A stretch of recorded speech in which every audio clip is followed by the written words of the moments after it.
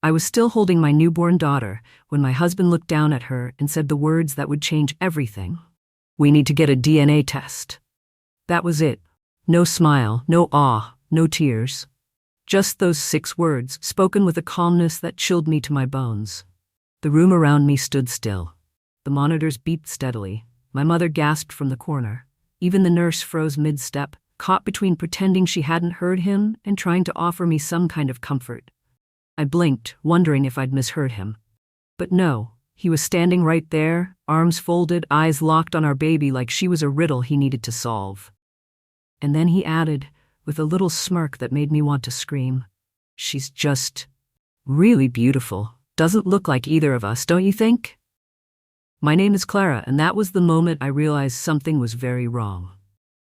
You think you know a person after 4 years of marriage. You think going through infertility, doctor visits, and ultrasounds together builds trust. But the truth?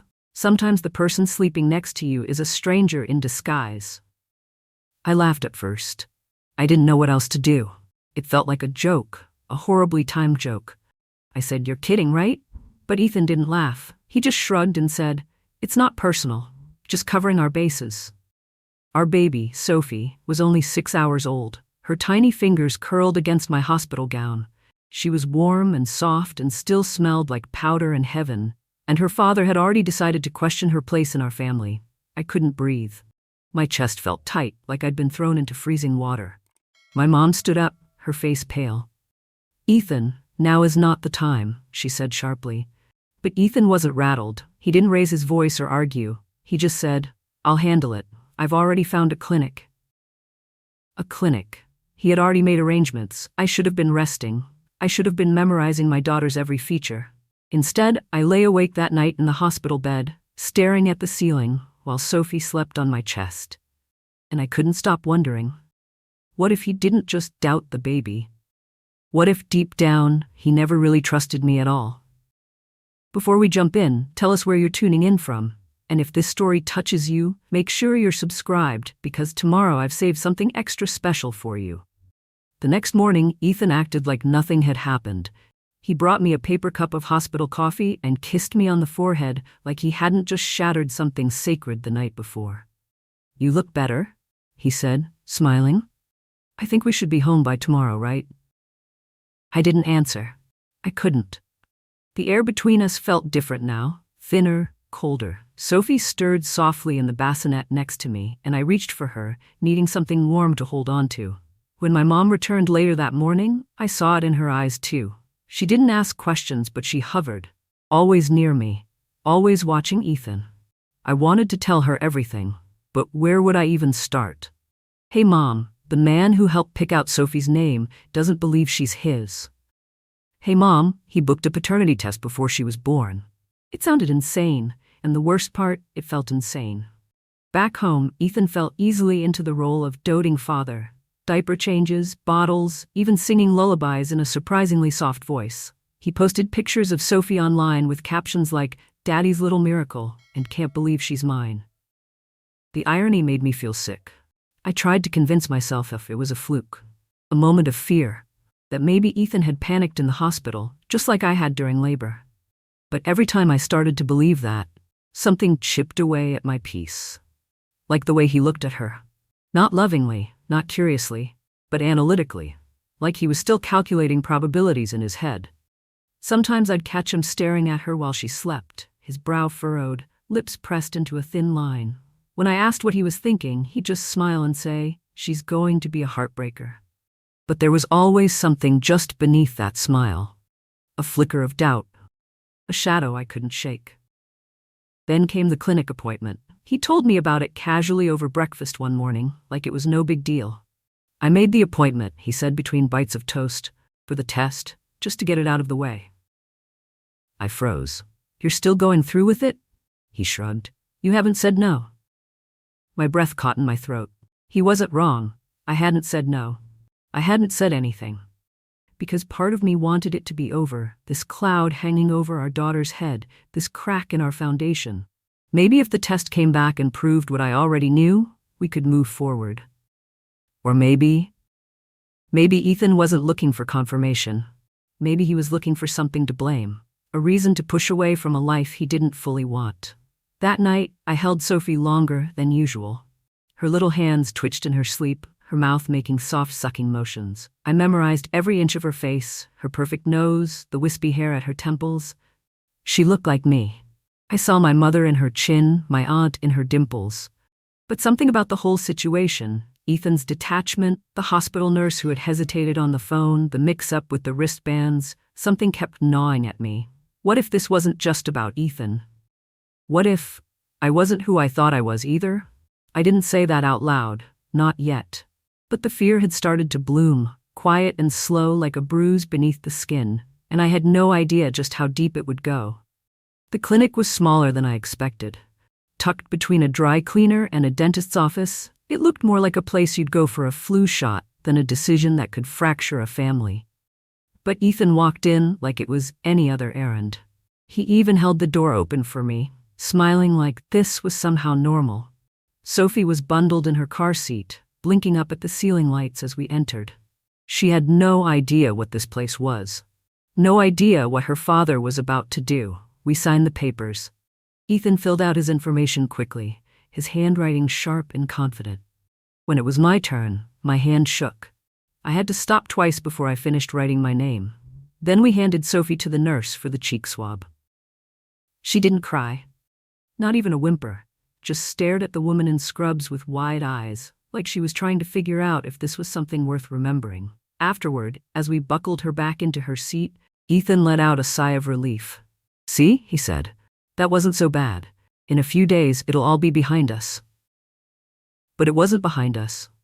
That night, I couldn't sleep. Not because of the test, not even because of Ethan. It was something else, something colder.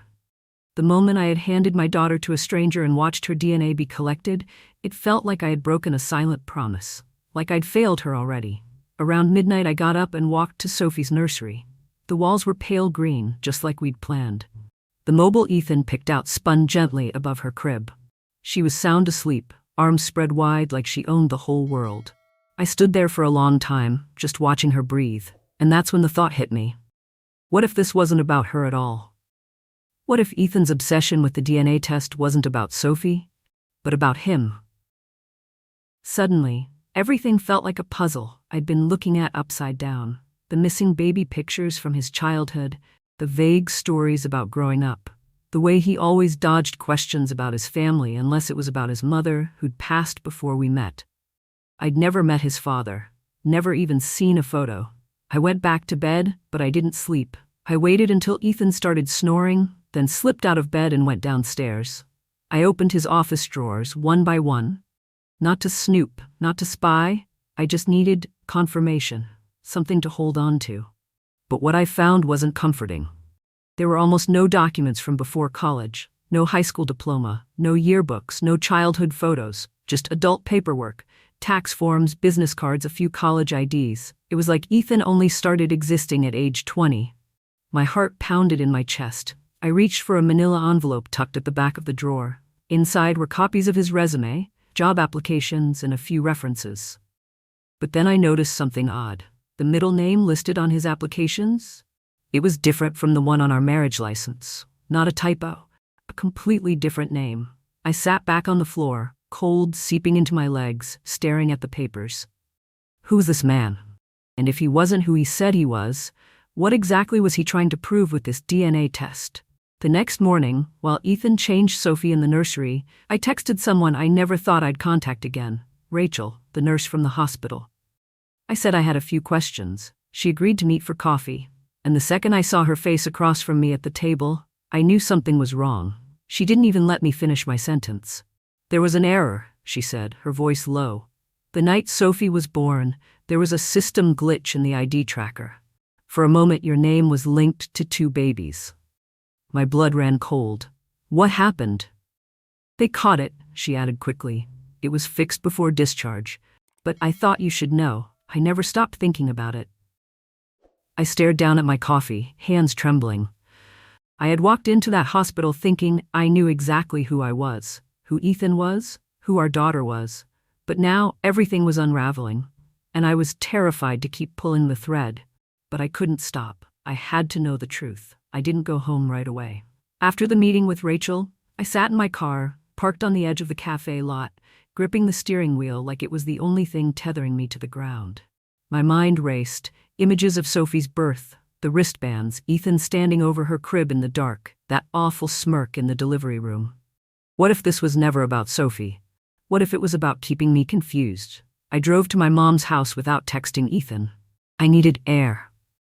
Space. Somewhere that didn't smell like baby powder and betrayal. My mom took one look at me and didn't ask questions. She just opened the door, wrapped her arms around me, and let me cry until I couldn't speak.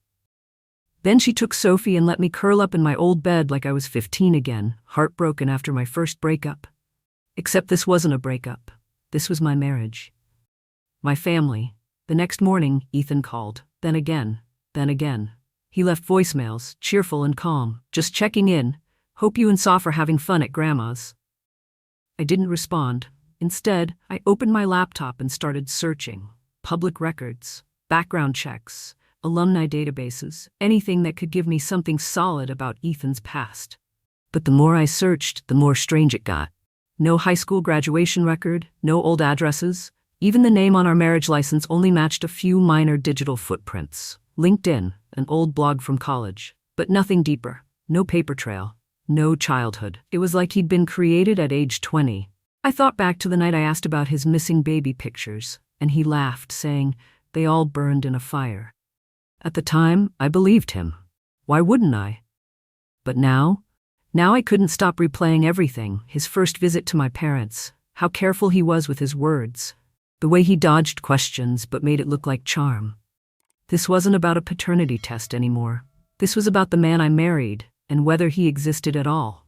On the fourth day, the clinic called. "The results are in," the receptionist said. "You can come in tomorrow morning to discuss them." She sounded neutral. Too neutral. I told Ethan we had to go together. He agreed without hesitation, even thanked me for being mature about it. But something about the way he said it made my stomach turn. The next morning, I dressed Sophie carefully. Soft yellow onesie, matching headband. I kissed her forehead and left her with my mom. She gurgled at me, unaware that her parents were about to find out something that could change everything. Or maybe, I already knew. The waiting room at the clinic was cold, clinical, no music, no windows, just a water cooler humming in the corner and a stack of outdated magazines. Ethan sat beside me, legs crossed, looking calm. Too calm. I, on the other hand, felt like my bones were made of ice. Finally, a nurse called our names. We followed her down a narrow hallway to a private room where a man in a gray suit sat behind a desk. Dr. Morris, the nameplate said. He greeted us with a nod, opened a folder, and paused, just long enough for my heart to lurch into my throat. "I'm going to be direct," he said. "The paternity test results are in, and they are highly unusual." My fingers curled into fists in my lap.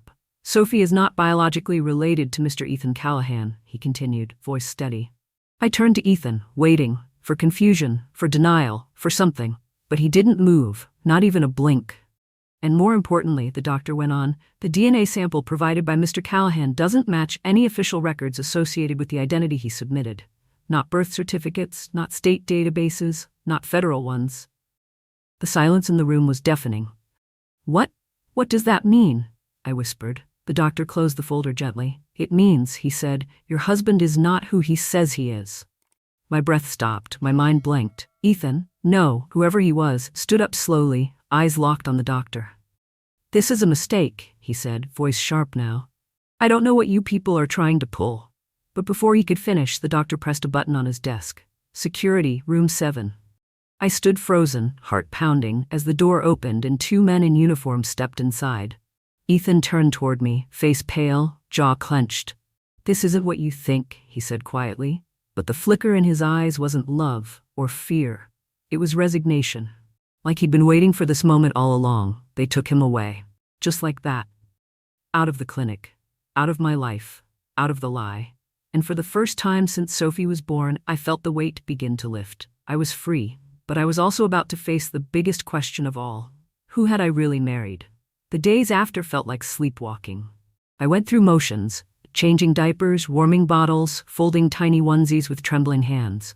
But inside, it was like someone had taken a match to the blueprint of my life, and I was sifting through ashes, trying to remember what had once been real. Reporters started calling. Somehow, the story got out. A husband living under a stolen identity, one headline read. DNA test reveals shocking truth about new father, said another. I didn't answer a single call. Not from the press, not from the hospital, not even from the police, until I had spoken to my lawyer. Yes, my lawyer, because it turns out you can't stay married to someone who never legally existed. Ethan, whose real name I learned through the investigation was Daniel Gage, had been using aliases for over a decade. He wasn't violent, he hadn't hurt anyone, at least not physically. But emotionally, spiritually, he had cut deep. He had impersonated people before, falsified degrees, worked jobs he wasn't qualified for, left states under different names, always one step ahead, until now. He had met me during one of his clean phases, after dropping his last identity. He charmed me with just enough mystery to seem interesting, just enough normalcy to seem safe. I had fallen in love with a mask. And the sickest part? He'd been the one to suggest the DNA test. He wanted the test, maybe to prove something to himself, maybe to stir just enough chaos to keep the spotlight from landing on the real lie. Because while I was obsessing over wristbands and birth records, I wasn't looking at him. That realization hurt most of all. But through the heartbreak, through the unraveling, one truth stood steady. Sophie was mine. The hospital finished its internal audit. There had been a software glitch. Yes, but the babies were never switched. Sophie had never left my side long enough to be taken. The nurse, Rachel, confirmed it personally, even cried when she told me. She's yours, she said. And thank God for that. I believed her. Not just because of her words, but because when I looked at Sophie, I saw pieces of myself. My chin, my eyes, my stubborn, scrunchy little brow. She was real. She was mine. And she was the only thing that kept me moving forward. I filed for annulment with the help of my lawyer. It went through without contest, because Daniel Gage had no legal standing as my husband. Our marriage was void the moment he forged the name on our certificate. My mom opened her home to us. She didn't say I told you so, though she could have. She just held Sophie, held me, and whispered, you don't have to do this alone. I let myself grieve. I let myself rage. I let myself heal. One night, after I put Sophie down and curled up on the couch, I opened a blank document on my laptop and started typing. Not for the world, not for an audience, just for myself. I titled it, The Man Who Didn't Exist, and the words came pouring out. I wrote about the birth, the hospital, the test, the arrest. I wrote about the fear, the confusion, the way betrayal doesn't arrive with fireworks but with quiet erosion, with a voice that tells you again and again, this is fine, you're just overthinking. When I finished, I sat back and read it again. It didn't feel like a confession. It felt like a reclamation. I posted it anonymously on a women's forum. The next morning, my inbox had over 100 messages. By the end of the week, it was over 1,000. I thought I was crazy until I read this. I went through something eerily similar. Thank you for making me feel seen. I'm crying, not because of what you lost, but because of what you found, yourself. I wasn't alone. And I never had been. And maybe, just maybe, this wasn't where my story ended, but where it finally began. It's strange, the things you carry after a storm. I carried guilt, doubt, 1,000 unanswered questions, but I also carried Sophie. And that changed everything. In the quiet months that followed, my world became smaller, and somehow richer. It was just me and her, learning each other hour by hour, her tiny fingers finding my necklace, her sleepy sighs curling into my shoulder at 2 a.m. I had no more illusions about perfect love stories, but I did have clarity. What Daniel Marcus gave me was a lesson I never asked for. A warning wrapped in a wedding ring, and for a long time that made me afraid to trust anyone, even myself, until someone knocked on my front door.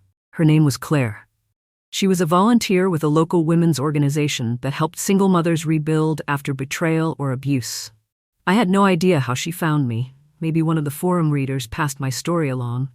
But she brought groceries, warm conversation, and no judgment. Just presence. It was the first time I let someone back into my world without fear they might take something from me. Eventually, I joined the support group she invited me to. We met every Thursday in the back of a modest community hall. The walls were beige, the coffee lukewarm, and yet, it became sacred. We sat in a circle. No one wore masks there. No one tried to look fine when they weren't. Some stories were heavier than mine, some quieter, but all of them held a piece of me. We cried for each other. We clapped for milestones, getting through a court date, moving into a new apartment, going 24 hours without crying over him. One night, they asked me to share my full story.